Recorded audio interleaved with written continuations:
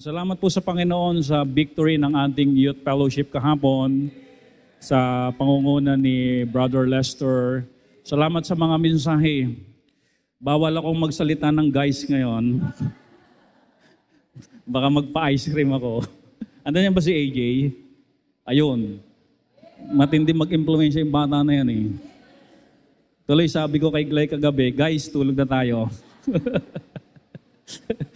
Okay. Salamat po. Masaya po yung ating fellowship kahapon. Alam nyo ba, isa sa na-realize ko minsan pa kahapon, that there is joy in serving Jesus. Period. Totoo po na mayroong kagalakan pag ang Diyos ang ating pinaglilingkuran. At isa po ito sa nagtipid kay Apostol Pablo, kahit gaano kahirap yung kanyang dinanas sa ministry, I do believe isa sa nagmo-motivate kay Apostol Paul ay yung joy na bunga ng Espiritu sa buhay niya. No po, mahirap po na magtrabaho, mahirap mag-aral, pero kung may nagmo-motivate sa iyo para gawin yon, itutuloy mo kahit mahirap pa. No po? Kaya tutunghayan pa natin minsan pa ito pong salita ng Panginoon, kung paano nila pinaglingkuran ng Panginoon noon. Pero bago yan, kapag ang isang Kristiyano po ay mayroong biblical principle may prinsipyo siya galing sa Biblia. Alam niyo po ba kapag meron kang stand na ganito, may sacrifice. May sacrifice yan kapag naninindigan ka sa Biblia. Pero worth it yung sacrifice kapag meron kang biblical principle. Isang araw, sasabihin ng mga anak mo, salamat si tatay, nanindigan ko ano tama. Dahil bawat sacrifice natin, dahil sa paninindigan natin sa tama, tinutumbasan ng Diyos ng reward. Are you with me? Kaya, pag-uusapan natin minsan pa, as we continue, si Paul bilang servant ng Panginoon, pag-uusapan natin yung nagmo-motivate patuloy kay Pablo.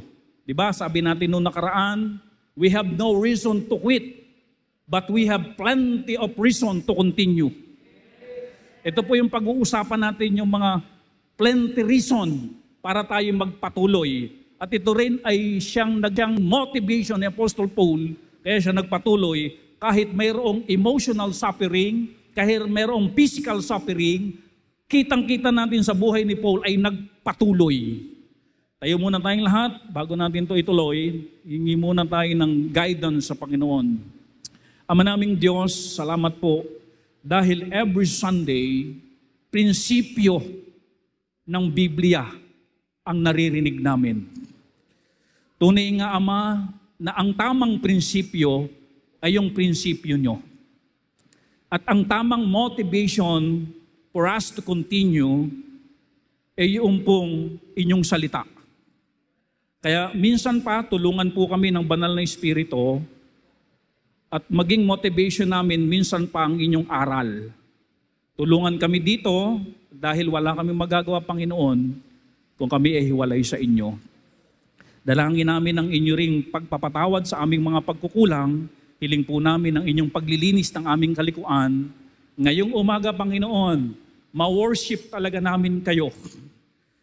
Kayo ang aming tignan. Kayo ang aming sambahin. Kayo ang aming pakinggan ang inyong makapangyarihang salita. Salamat po, anumang aming bigatin. Salamat, may Panginoon kami na pwedeng magpagaan at pumasan ng aming mga bigatin. Salamat po sa inyong kadakilaan, sa inyong kapangyarihan, sa inyong pag-ibig, sa inyong awa, sa inyong biyaya. Lahat pong ito, Panginoon, salamat dahil kung wala noon, paano na ang aming mga buhay? Salamat ng marami, Ama. Ito'y panalangin namin sa inyo. In Jesus' name we pray. Amen. Upo na po tayo as we continue. Diba, Sir Jello, diniscuss na natin yung 1 and 2 noong nakaraan. Yung nagmo-motivate kay Apostle Paul. Ngayon po, number 3 na po tayo. Number 3. Ano pa ang nagmo-motivate kay Apostle Paul to continue? Number 3. Ang kanyang Panginoon. Amen.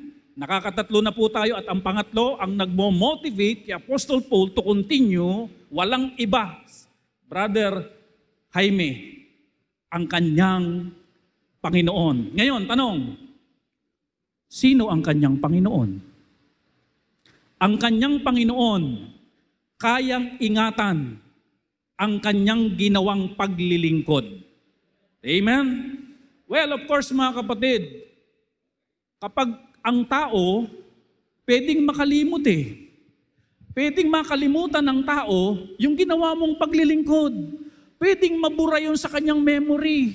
Pwedeng isawalang bahala niya yung ginawa nating paglilingkod sa tao, ng natin sa Panginoon. Ganun po ang nature ng tao. Pwedeng makalimutan ng tao yung ginagawa nating paglilingkod, pero salamat ang Panginoon, kaya niyang ingatan lahat ng gagawin natin para sa Kanya. Dahil hindi malilimutin ng Diyos at walang lingid sa Diyos. Atin pong buksan ang ating mga Biblia. Ito po ay encourage ni Paul kay Timothy. Ito po ang sabi ng Bible. Sabi ni Paul, 2 Timothy chapter 1, verse number 11, whereunto I am appointed a preacher. Sabi ni Paul kay Timothy, alam mo Timothy, ako'y inappoint ng Panginoon bilang mangangaral. And an apostle, itinalaga rin ako bilang apostol and teacher of the Gentiles. Teacher din ako ng mga Gentiles. Verse number 12, for the which cause I also suffered these things because sa pagiging preacher ko, dahil sa pagiging apostol ko, dahil sa pagiging teacher ko ng mga hintil, sabi ni Paul, I also suffer these things. Hindi madaling mag-aral, hindi madaling magturo, hindi madaling mag-preach. Kung minsan nami-misinterpret ang mga preaching, kung minsan nami-misinterpret ang mga pagtuturo, minsan nami-misinterpret yung calling ng Panginoon. Hindi po madaling bagay na gawin po ito. Kaya sabi ni Paul, sa dahilang ito na itinilaga sa akin ng Panginoon, I also suffer. Nevertheless, I am not ashamed. Sabi ni Paul, bagamat ako'y kinaladkad, kapag ako nagpipreach, bagamat ako'y nakulong, pag ako nagpipreach, ano sabi ni Paul? Hindi ko ikinahiya yun. Amen? Kasi ang tawag doon, paglilingkod sa Diyos. Are you with me? Hindi ko ikinahihiya na ako ay mag-necktie mula sa bahay namin patungo sa church. Kasi paglilingkod dito eh. Hindi ako mahihiyang kumanta ng To God Be the Glory sa video okay namin. Baka may ganun ha. Dahil pinupuri ko ang Diyos. Hindi ako mahihiyang magbigay ng trucks sa tricycle, sa jeep, at saka mga nagdi-deliver ng Lazada at ng Shopee at ng TikTok dahil ito'y paglilingkod sa Diyos. Hindi ko ikinahihiya na ako ay sigaw-sigawan, murahin sa kalye dahil ako'y nagbibisitation. Buti na lang naka-helmet ako eh. Si Atan di naka-helmet nun eh. Kahit ako mura-murahin dyan sa kalye, hindi ko ikinahihiya yun dahil yun ay paglilingkod sa Diyos. Are you with me? Di ba yung kinakaladkad si Pablo dadalhin sa kulungan ng Pilipay, di ba nakakahiya yun? Di ba nakakahiya yung babatuhin ka hanggang mamatay ka? In-stone to death si Pablo eh. Di ba nakakahiya yung sabi ni Pablo, wala akong maibihis, giniginawa ko? Yung bang wala siyang saplot dahil siya ay nakakahiya yung sitwasyon ni Pablo. Pero sabi ni Pablo, hindi ko ikinahiya when we talk about serving the Lord. Hindi ko ikinahiya yan. Kaya po huwag po kayong mahihiya pag po kayo naglilingkod sa Panginoon. Hindi ako mahihiyang bitbitin yung Bible ko na giant print na papunta sa church. Hindi ako mahihiya na ilagay ko sa Facebook account ko na ako'y Baptist, na ako'y Berean Bible Baptist Church na miyembro. Alam nyo, ito eh. Alam nyo, pag nilagay na natin yan sa account natin, yung information, mahihiya ka na mag-post doon ng makamundo. Kaya kung ikaw ay membro ng Berean Bible Baptist Church at hindi mo ikinahiya na ikay Kristiyano, ilagay mo sa information ng Facebook mo na ikay membro ng Berean Bible Baptist Church. O wala tayong identity ganon to make safe.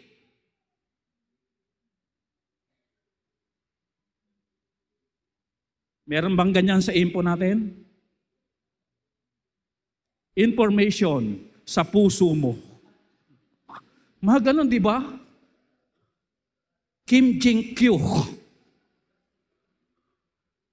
Okay, mamaya po, kung hindi nyo ikinikihiya ang Panginoong Kristo, idagdag nyo yan sa inyong information. Are you listening? Are you listening? At wala akong aatubagin buong linggo, i-check ang Facebook account nyo. Abay, information sa puso mo.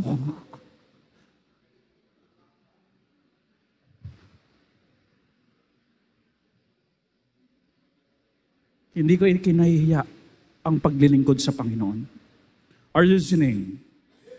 Amen? Alam niyo, may mga kabataan tayo dito, ang tawag namin BTS. Alam niyo, ibig sabihin ng BTS, batang sumusunod lang. O, di ganda, di ba? Yun ang maganda ron. Amen? Sunod lang. Sunod lang sa Panginoon. Okay ha? Sisimbulong ka bukas. Yung mga account nyo. Amen? Hindi ko ikinahihiya yan, sabi ni Pablo. I am not ashamed, for I know, sabi ni Paul, kilala ko, sino? Whom I have believed. Kilala ko yung Panginoon ko. Hindi ako nahihiya dahil kilala ko ang Panginoon ko. Ano ang kayang gawin ng kanyang Panginoon na kanyang sinasampalatayanan? And persuaded that He is able to what? To keep. Ingatan. Ang alin? That which I have committed unto Him against that day. Lahat ng paglilingkod ko, kahit hindi i-recognize ng tao, kahit hindi nakikita ng tao, pero kilala ko yung aking pinaglingkuran, kilala ko siya. Amen? Kaya niyang ingatan lahat ng ikinumit ko sa Kanya. Kahit yung buong buhay natin, i-commit natin sa Panginoon. Iingatan ng Panginoon yan. Nakakadiskaril pag sa tao ka umasa talaga, no? Na naaalala niya pa kaya yung ginawa ko? Naiisip niya pa kaya yung ginawa ko? Naalala niya pa kaya yung mga tulong ko nung araw? Ngayong guminhawa na, parang hindi naalala ya. May mga ganun, di po ba? Pagkatapos mong tulungan, nung ikaw na nangangailangan, ayaw kang tulungan, dahil di na naaalala yung ginawa mo. Buti na lang ang Diyos natin, di ganun no? Sabing ganun ng Bible, Ako ay persuaded. Pag sinabing persuaded, ano sa Tagalog yan? Ako ay kumbinsido. 100% kumbinsido ako na na kaya niyang ingatan which I have committed unto Him against that day. Hanggang sa dulo ng buhay ko, kayang ingatan niyo ng Panginoon. Hanggang sa huling hininga ko, kayang ingatan niyo ng Panginoon. Lugi ka pag pinaglingkuran mo, Diyos? Hindi. Sa Diyos walang tapo ng paglilingkod.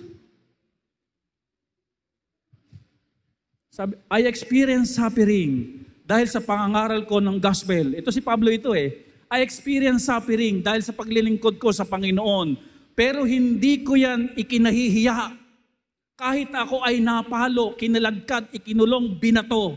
Dahil kilala ko ang aking Panginoon, kaya niyang ingatan ang aking paglilingkod sa Kanya. Napakagandang motivation ito, Sir Lester, di ba? Di ba, Sir? Na kahit na naglilinis ka mag-isa dito, kahit hindi naman ikaw ang cleaners, naglinis ka, ginawa mo yun ng buong puso, iingatan ng Panginoon yon, counted yon.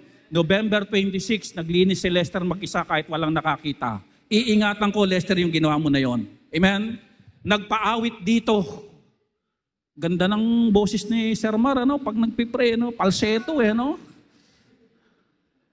Iingatan ko yan. Yung mga opening prayer nyo na yan, yung pagkanta ng choir, Just imagine, buong maghapon na silang tumarabaho dun sa kusina, mga nanay at mga tatay natin. Tapos, nag-prayer meeting, tapos nag-practice pa.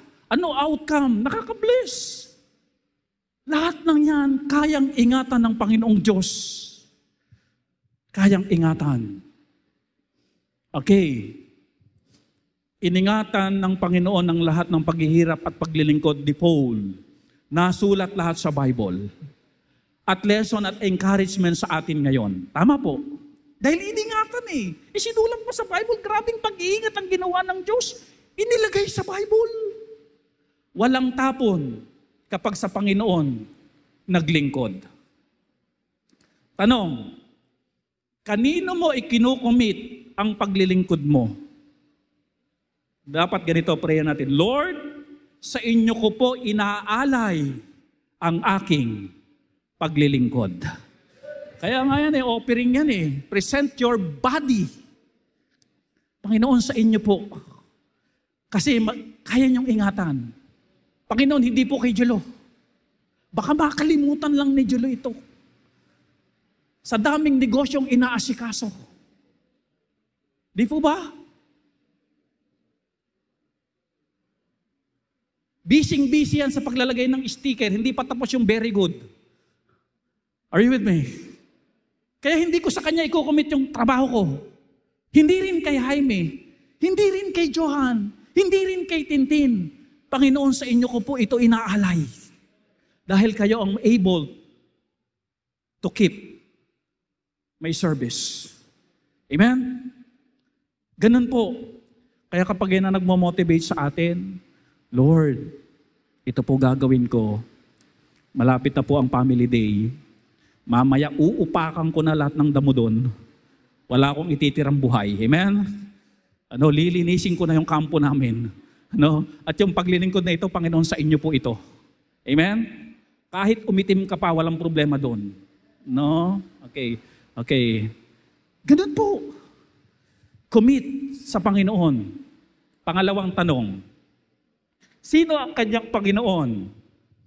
Minahal siya at ibinigay ang buhay para sa Kanya. Wow! Meron ba kayong ganyan na kapatid, kaibigan, na kaya niyang ibigay ang buhay niya para sa inyo? Aba, pagka ganun, grabe Sabi ng Romans chapter 8, verse 35, mga tanong po ito. Romans 8:35. Who shall separate us from the love of Christ? Meron bang kayang mag-separate sa atin sa pag-ibig ni Kristo? Shall tribulation, mga paghihirap ba? Distress ba? Persecution ba? Famine o tagutom ba? Nakedness o kahubaran ba? Peril o yung panganib ba? O espada? Kaya ba tayo niyang i-separate sa pag-ibig ni Kristo? Alam niyo, ang Panginoon, pag yumakap sa atin, wala talagang hihiwalay. Are you with me? Pag niyakap ka ng Panginoon, talagang hindi ka makaalis. Romans 8:36, anong pang sabi? As it is written, for thy sake we are killed all the day long, we are accounted as sheep for the slaughter. Sabi Sir Jaime, as it is written. Ibig sabihin, nasa Old Testament itong binanggit ni Apostol Pablo, meaning to say, kumote si Paul sa Old Testament. Ngayon, Sir Jaime, ang tanong, nasaan sa Old Testament iting kinote ni Pablo na ang sinasabi ni Pablo, para araw-araw, nasa delikado kaming kalalagayan, parang papatayin kami araw-araw. Para kaming nasa slaughterhouse araw-araw. Dahil sa ano? Sa paglilingkod sa Panginoon. Ito po ang quotation nasa Psalms 44 verse 22. Yea, for thy sake, alang-alang kay Kristo, are we killed all the day long. We are counted as sheep for the slaughter. Bago pa pala ito sabihin ni Apostol Pablo, sinulat na ito ni David. For thy sake, alang-alang kay Kristo, para kaming nasa panganib araw-araw, para kaming papatayin araw-araw. Nakuha niyo po ba yung pakiramdam na ganon? Ganyan ba pakiramdam niyo ngayong umaga? Na parang papatayin ka ngayon dito? Hindi naman, di ba? Are you with me? Ibig sabihin, mas matindi pagsubok nila noon. promesa sa atin ngayon. Kahapon nga lang, naka-buffalo wings ka pa eh.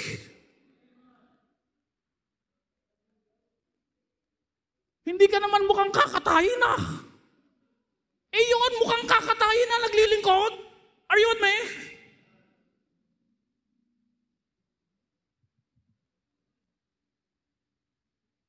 Dahil sa mga pagsubok at paghihirap na na-overcome, naging mahigit pa sa mananakop dahil sa pag-ibig ng Panginoon. Anong sabi ng Romans 8:37?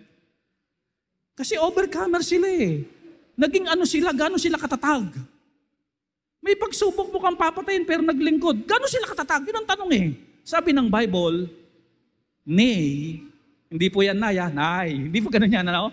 Nay, in all these things we are, what? More than conquerors. Through Him that love us. Sa pamamagitan niya na nagmamahal sa atin. Bakit na-overcome yung parang araw-araw ka papatayin? Bakit na-overcome nila yon? Dahil sa pag-ibig ni Kristo. Alam nyo ganito eh. Ang nararamdaman ni Pablo, yung love ni Kristo. O listen carefully. Kapag kayo ay may problema, iyak ng iyak. Ako naranasan ko na to eh. No, ako ay nagkaroon ng sakit, na akala ko ay sakit sa puso. Nung pala umiibig lang. Alam mo minsan, pinag-pray ako ni Junel. Habang ako pinag-pray ni Junel, umiiyak talaga ako, ginaganon ako ni Junel. Na-comfort ako eh. Nakukuha niyo po ba yan mga kapatid? Yung araw-araw mukha kang papatayin, pero ang nararamdaman mo, niyayakap ka ng pag-ibig ni Kristo. Are you with me? Kaya na-overcome ni Paul na para siyang papatayin araw-araw because of the love of Christ. May pagsubok ka ba ngayon?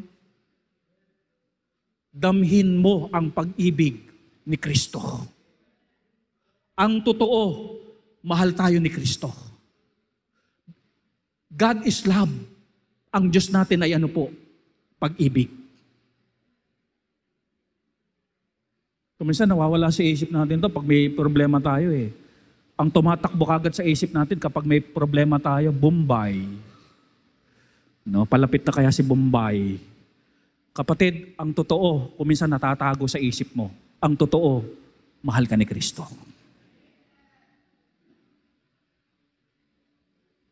At pagka gano'n na, anong sabi? We are more than conquerors.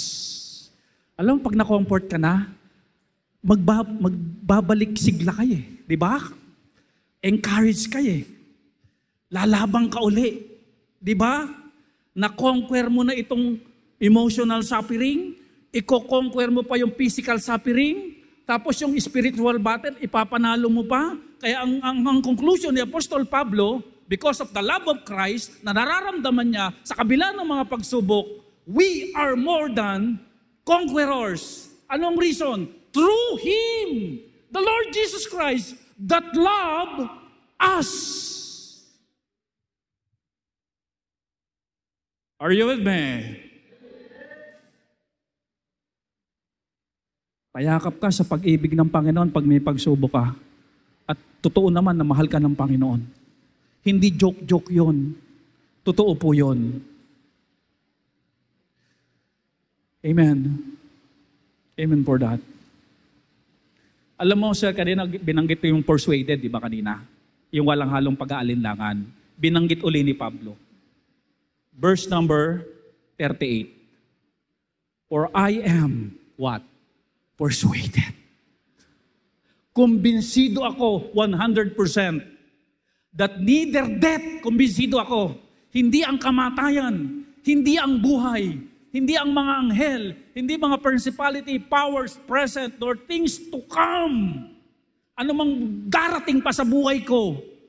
Di ba kung minsan may darating pa sa buhay natin na pagsubok? Ano man ang darating pa sa buhay ko, sabi ni Paul, verse 39, nor heights, nor depths, Kaya si Ivy ang napangasawa, si Paulo, kasi may fear of heights si Ivy. Ano? Nor heights, nor depth, nor any other creature, kumbinsido ako, shall be able to separate us from the love of God. Kumbinsido ako 100%. Walang pwedeng umalis sa pag-ibig ni Kristo.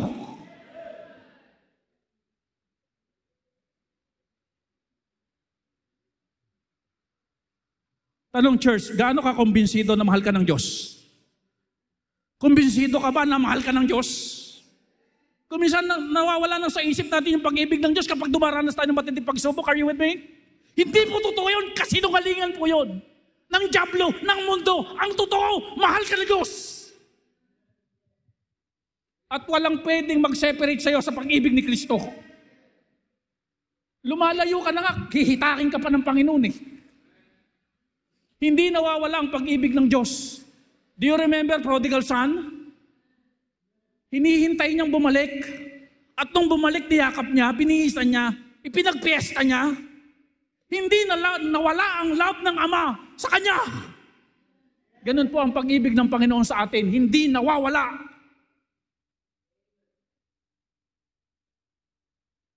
Are we really convinced 100% that God loves us? English yun ah.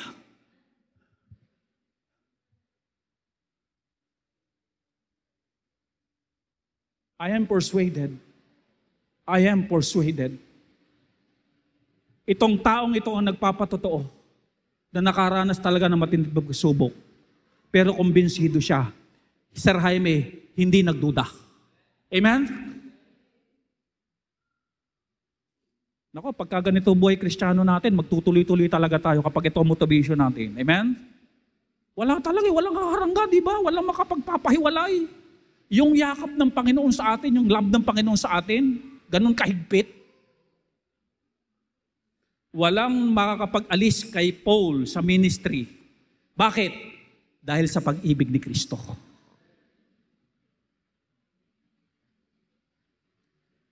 Galatians 2:20, kaya ito nang sabi ni Paul, I am crucified with Christ.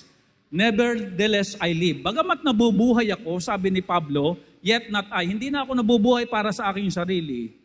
Di ba? But Christ liveth in me. And the life which I now live in the flesh, live by the faith of the Son of God, who what? Love me. Yan ang isusukli ko. Ang ipinamumuhay ko na yung gusto ng Panginoon sa buhay ko. Yan ang isusukli ko sa pag-ibig sa akin ng Panginoon. And gave Himself for me. Magdududa ka pa ba doon na mahal ka ng Panginoon? Ibinigay ang buhay para sa atin. Tama po. Alam niyo, mayroong yung magjowa. Sabi, anak ko, mahal na mahal kita. Holding hands while walking. Biglang may asong tumahol, hinabol sila. Biglang ganun eh. Dadapa. Iniwanan na. Ang pag-ibig ng Panginoon hindi po. Handa siyang makagat ng aso, huwag ka lang makagat ng aso. In fact, handa niyang ialay ang buhay niya, huwag ka lang mapunta ng impyerno. Yun po yung pinag-usapan namin ni Ma'am Lisa kanina sa Sunday School, yung pag-ibig ng Panginoon. Amen. Pang-apat, at dito tayo magtatapos, ang katumbas sa paglilingkod.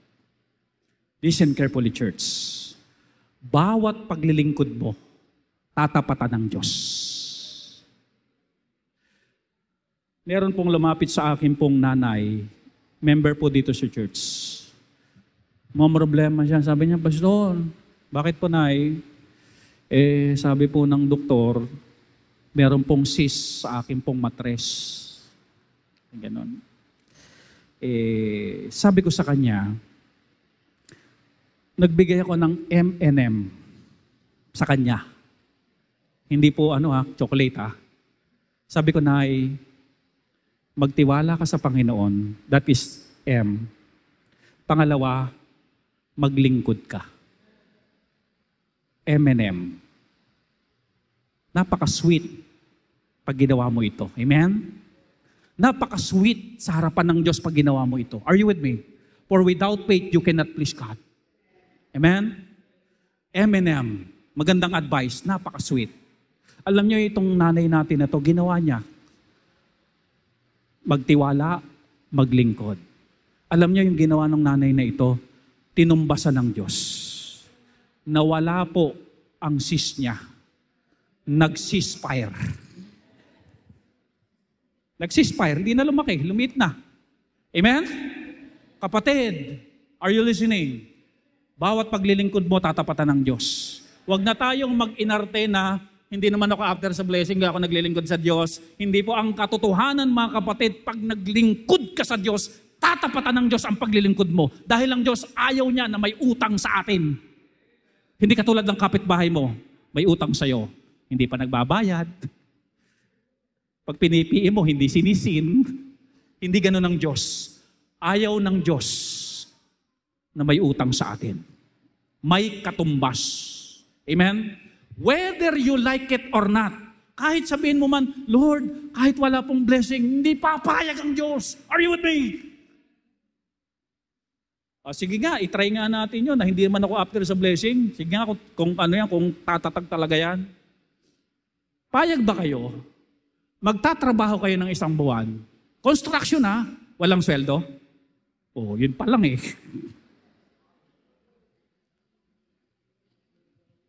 Amen? Anong katumbas? Romans chapter 8, verse 18.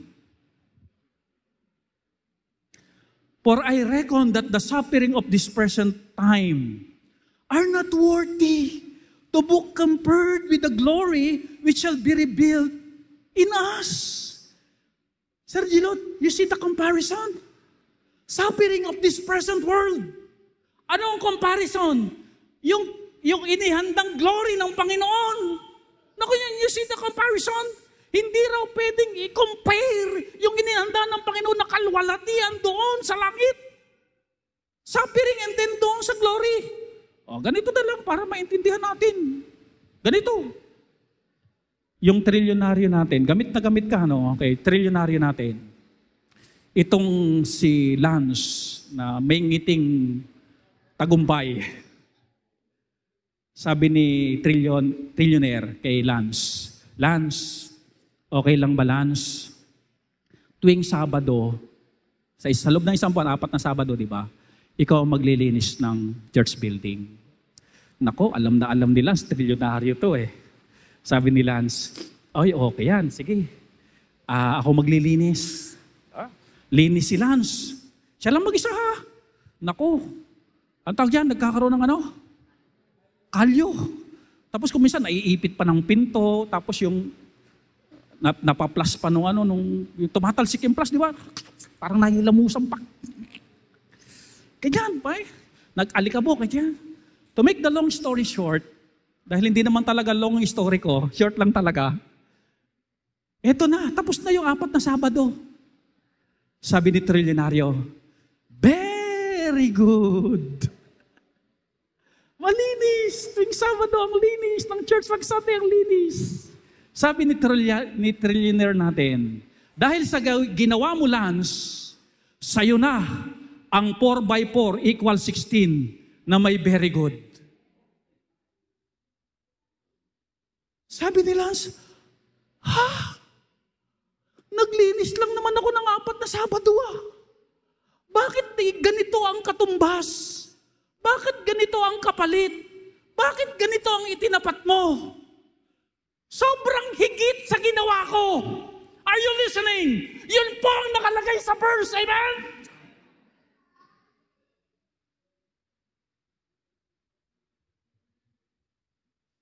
Yung ginto na pinag-una-unahan ng mga mandurukot, tinatapakan lang sa langit. Dahil ang langit is streets of gold. Kaya kapag may naglalakad na mga lalaki doon, ng mga Kristiyano, ang tawag doon, street boys. Amen? Lugi ka? Sir, ang comparison ko pa lang dito pa lang sa lupa. 4x4 pa lang yon. Amen? Eh di lalo na yung hinindahan ng Panginoon doon para sa'yo. Tutumbasan ng Diyos. Higit pa sa nakikita nating yaman ng mundo. Amen? Eh sabi nga natin noong nakaraan, yung yaman ng mundo hindi kayang iligtas, isang kaluluwa lang eh. Lugi? Nako, kapag sir ito nagmamotivate sa atin, itong mga talatang ito, nako po, sabihin ko sa inyo, maglilingkod ka sa Panginoon una, walang reklamo. Titirahin mo ng titirahin ng paglilingkod. Bakit po? Ito nakalagay sa Bible, truth ito eh. Doon lang tayo sa truth, sabi nga ni Ate Cora. Yan po ang katotohanan. Sabi nga noon, the suffering of this present time are not worthy to compare. Hindi hindi worthy, parang hindi, no match para i-compare nyo. Wala kayong dahilan para i-compare nyo pa. Walang sinabi. Yung mga paghihirap ang binanggit dito ha. Hindi yung kumain ng buffalo wings ha. Bagamat paglilingkod din yun, di ba? Amen? Suffering ang nakalagay dito. Yung bang naghirap ka dahil naglingkod ka. Sabi nga ni Nanay Ning, nung nagkukwentuhan kami, sabi ni Mami, Pastor, nakaka-amaze ang Panginoon. Biruin mo, milyon na ibigay natin sa Panginoon. Naghirap ba tayo? Taas ang kamay na naghirap, si Joy tumaas eh. Taas ang naghirap. Hindi tayo naghirap eh. Ang sabi ni Mami, guminhawa pa tayo. Hindi kasi papayag ang Panginoon na naglilingkod tayo tapos walang ayuda. Sabihin nyo nga po, ayuda. At ang ayuda, mga kapatid, galing langit. Hindi kay kapitan. Nakinuha pa yung 2 noodles, 1 sardinas, padala sa'yo. Di ba? Bago dumating sa'yo, wala na. Na-dengkot na yung iba. Ang Panginoon, hindi po pag nag-ayuda ang Panginoon galing langit. Amen? Walang yung mga na-dengkot-dengkot na gano'n. Walang gano'n. Sabi ganoon, not worthy to be compared. Amen? Sabi ganoon, kapag may tiyaga, ano ba? May nilaga. Sulit na sulit. Di po ba? Okay? Okay. Ito pa po. Tignan niyo po ito. 1 Corinthians chapter 3, verse number 8. Malapit na po ako matapos. Mga 3 oras pa. 1 Corinthians 3:8, now he that planted and he that watereth are one, and every man shall receive his own reward, according to his own labor. Ang ibig sabihin dito mga kapatid, ang paglilingkod di pwedeng proxy, hindi pwedeng representative. Ang nakalagay diyon sa iyong ginawa, hindi pwedeng ganito. Oh, ando naman si kuya, ayos na yun. Oh, ando naman si tatay, ayos na yun. Oh, ando naman si misis, ayos na yun. Oh, ando naman si mister, ayos na yun. Kapatid, umayos ka.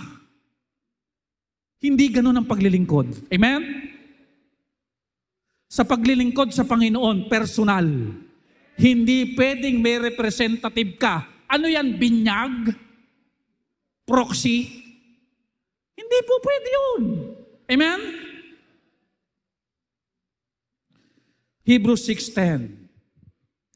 For God is not unrighteous to forget, hindi makakalimutin ng Diyos, to forget your work and labor of love, which you have showed toward His name, and that ye have ministered to the saints and do minister. Sabi ng, napakaliwanag nito oh. Hindi raw unrighteous ang Diyos para kalimutan yung gawa mo. And then yung labor of love mo. Na ipinakita mo yan toward His name. At sa patuloy mong paglilingkod, hindi kakalimutan. Hindi matatapos ang mensaheng ito pag walang kanta. Okay, Sir Janelle? Okay, ito po ang awitin. Okay. Anong nakalagay sa awitin? Ako ang nagtanim at nagbayo at nagsaing, subalit nang maluto iba ang kumain, mapalad din naman ang sino mang nakakain, lubos na nasiyahan, walang pagod ni katiting. O, hindi nyo alam yan, ano? Ay, ako. Amen for that. Sino nakakalaw ng kantang yan?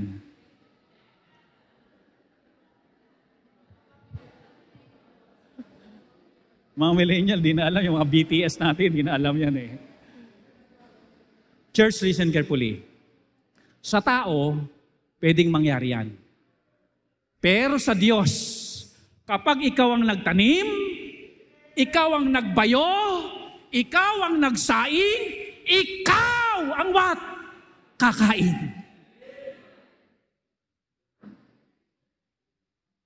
Dahil hindi niya kakalimutan ang bawat ginawa mo. At hindi rin pwedeng magkamali ang Diyos na yung paglilingkod ni Jaime ay naibigay kay Lance. Sovereign ang Diyos. Bigyan na yung recognition ko minsan, tinawag yung Miss Universe, nung pala hindi yon. Di ba?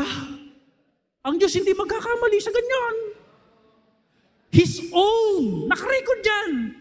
Napag-usapan nyo yung dalawang book na binuksan, yung sa Revelation, yung isang book, yung paglilingkod, yung isang book, Book of Life. Nakarecord dyan.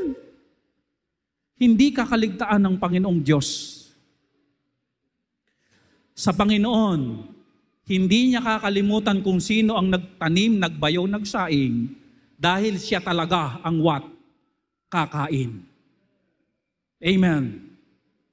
Hebrews 6 verse number 11. Maraming scholar nagsasabi na si Apostol Paul din na nagsulat ng Hebrews. Ganito po ang sabi, and we desire that every one of you do shew the same diligence to the full assurance of hope unto the end. Ano ang sabi ng Panginoon? I-desire nyo na ano? Na maging masipag. Di ba yung diligence, masipag yan? Magsipag kayo. Bawat isa sa inyo na sa paglilingkod. Ibig sabihin, lahat, ano po, magtrabaho, maglingkod. Bakit ganun ang encouragement nito? Magsipag kayo. Dahil hindi kakalimutan ng Diyos yan. Kahit gaano pa sipag mo sa ministry, noted yan. Sabihin ng Panginoon, copy. Copy that, sir. Amen? Copy that, ma'am. Amen? Kaya sabi ng Hebrews, magsipag kayo. Ito pa, may encouragement at may discouragement. Ano ang diniscourage ng Hebrews 6:12? That ye be not what? Tamad. Sabi ng nagsulat ng Hebrews, huwag kayong maging tamad.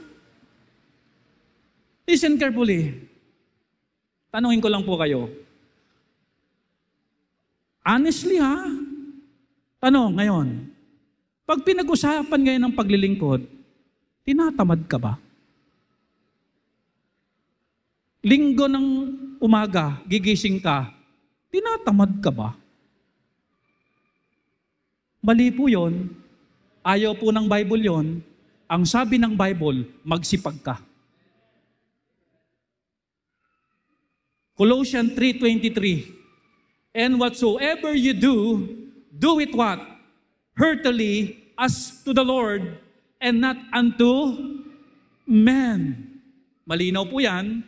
And then Colossians 3:24, knowing that of the Lord ye shall receive what? The reward. Ibig sabihin dito, pag pinagtagpi-tagpi natin yung mga talata, buong puso mo nang gawin para hindi na yung reward malis. Para counted na. Alam niyo mga kapatid, yung paglilingkod na wala sa puso, nakikita yan at saka nararamdaman. Tama po. Ang nasa puso hindi sumusuko. Malalim ang pinanggagalingan eh. Sabi ganoon, knowing, alamin nyo, that of the Lord, sa Panginoon, you shall receive the reward. Alamin nyo ito. And of the inheritance, for ye serve the Lord Christ. Dahil pinaglingkuran nyo ang Panginoong Kristo. tatanggap kayo ng reward. Colossians chapter 3:25. Ito pa. Encouragement, ganun, kanina pa, Ngayon, discouragement. Colossians 3:25. But he that doeth wrong shall receive for the wrong. Ito, discouragement. Pag kayong gagawa ng mali, kasi pag mali ang ginawa mo, mali rin ang iyong tatanggapin. Meaning to say, mga kapatid, kapag minali mo ang buhay mo, mali rin ang matatanggap mo. Balik tayo sa talata. Which he hath done, and there is no respect of person. Hindi kasi sinuhin ng Diyos. You choose. Magpapakasipag ka sa tama o mamaliin mo ang buhay mo. Hindi ka igagalang ng Panginoon sa mga ganyan. Amen? Because hindi lang ang Diyos ay Diyos ng pag-ibig. He is the God of justice. Amen? Ano ang motivation o ano ang nagmo-motivate kay Apostol Pablo? Yun na po yung mga binanggit natin. And then finally, dito na po tayo matatapos. Opo, totoo po, dito na tayo matatapos. 2 Timothy 4:5. Sabi ni Paul kay Timothy, Timothy, ito pong writing ni Paul sa 2 Timothy, malapit na po siyang mamatay. Malapit na po siyang i-execute. Ito ang bilin niya kay Timothy. But watch thou in all things. Timothy, magbantay ka sa lahat ng bagay. Endure affliction. Kasi naranasan ni Pablo ito eh. Kaya pinapayuhan niya na yung mga batang maglilingkod. Maglilingkod kayo, bagong Christian kayo. May affliction, but endure affliction. Do the work of an evangelist. Make full proof of thy ministry. Verse 6. For I am now ready to be offered, and the time of my departure is at hand. Malapit na ako mamatay. Verse number 7. Ito sabi ni Paul, wala akong problema kung malapit na ako mamatay. Bakit? I have fought a good fight. Lumaban ako ng patas, ng tama. I have finished my course. Tinapos ko. I have kept the faith. Just imagine, Sir Jaime, pinanatili ko yung pananampalataya ko. Nanatili. And then verse number 8, henceforth, there is laid up for me. Yun. Tinapatan ng Diyos yung paglilingkod niya. Yes. Henceforth, there is laid up for me a crown of what? Righteousness, which the Lord, the righteous judge, shall give me that day, and not to me only, but unto all them also that love His appearing. Timothy, malapit na akong mamatay. Pero, meron akong corona doon. Sa tamang oras, ibibigay sa akin ng Diyos yun. Alam mo, Timothy, hindi lang ako ang bibigyan ng corona ng Diyos, hindi lang ako re-reward ng Diyos. Lahat ng na nagmahal sa Panginoon. Alam niyo, napakahalaga ng salita nito eh. Yung mahal ang Panginoon. Bakit? If you love me, keep my commandments. And one of the commandments of God, serve Him. Serve Him. Church, may crown, may reward, may katumbas, may katapat ang paglilingkod natin. Hindi ka lugi. Are you with me? O ano pa? Doon na tayo saan? Serving the Lord. Tayo tayong lahat, tayo mananalangin. O Ama naming Diyos na makapangyarihan sa lahat. Ito po ang katotohanan. Grabe ang katotohanan. Hindi pwedeng ikumpara sa yaman ng mundo ang inilaan mo sa amin na reward pagdating namin dyan. Kaya Panginoon, ngayong umaga, mag-renew kami ng commitment sa inyo. Kung kami, Panginoon, ay tinatamad maglingkod, ang dami naming mga katuwiran, nauubos ang aming panahon, nadadaya kami ng aming damdamin, ng gawa ng kaaway, at gawa ng sanlibutan na pang-ubos oras. Tuloy buong lakas namin, nasa sanlibutan na lang. Kaya pagdating sa paglilingkod sa inyo, wala na kaming kagana-gana. Forgive us, Lord. Isipin namin ang katotohanan, Panginoon, na nagsasayang kami ng oras. Palapit na palapit kami sa itinakda mong kamatayan, Panginoon, sa amin. Isipin namin ito ngayong umaga, Panginoon. Palapit ng palapit kami sa kamatayang itinakda niyo sa amin. Ano na kami ngayon, Panginoon? Alam niyo po ito at alam namin sa aming sarili. Sabi niyo po, magsipag kami at huwag kaming tamarin. Salamat, Panginoon, dahil sa anumang pagsubok, nariyan ang inyong pag-ibig.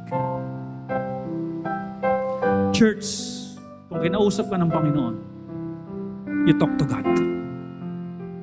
You talk to your God, to your Savior, to your Lord.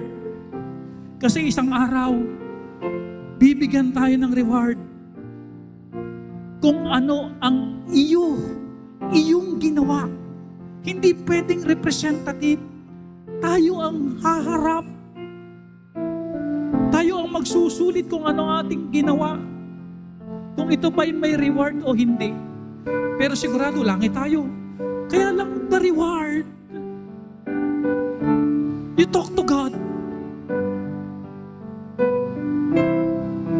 Kung may feeling tayo talaga na tinatamad, walang kagana-gana, you talk to God. Lord, please restore to me the joy of your salvation. Ama naming Diyos, batid niyo laman ng puso namin. Tunay nga, Ama, Panginoon, hindi kaya ikumpara ang inilaan niyo sa amin. Tunay nga, Ama, na ang pag-ibig mo ang bumibigkis sa amin sa panahon ng suffering. Thank you, Lord, sa inyong love for us. Patuloy kaming maging masigasig. Patuloy kami, Panginoon, na maging masigla, masipag sa inyong gawain. At salamat sa kagalakan na habang ginagawa namin ang paglilingkod sa Holy Spirit, sa bunga ng banal na Espiritu na kagalakan. Salamat po ng marami. In Jesus' name we pray. Amen and amen.